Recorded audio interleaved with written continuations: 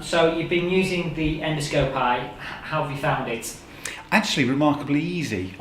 You'd think looking at it, it looks quite I don't know, slightly awkward, but actually it fits in the hand really well. And the power pack, which forms the sort of main bulk of that, actually works really well to manipulate it actually very accurately into the canal. What's the benefits for patients if you found by using it? A number of benefits, really. I mean, the most obvious one is being able to send a colleague a picture of a diseased ear and saying, can you help us? What do we need to do?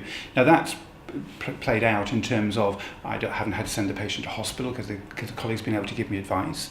But it's also been really useful for patients who've had ear symptoms and you've been able to take a picture, a video of their ear and show it to them and say, actually, your ear looks okay, or actually there is a problem and this is what it looks like and this is what we'll do.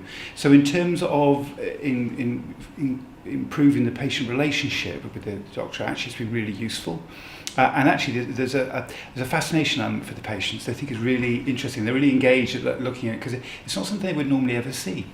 How long have you been using it now? It must be nearly 3 months off the top of my head. I've taken lots of videos. I've taken actually an equal number of still shots from the videos.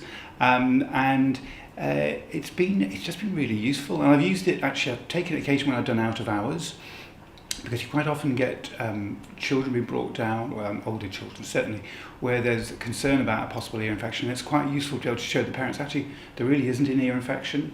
Antibiotics probably won't help here, which is one of the big issues that we have to sort of work with parents over.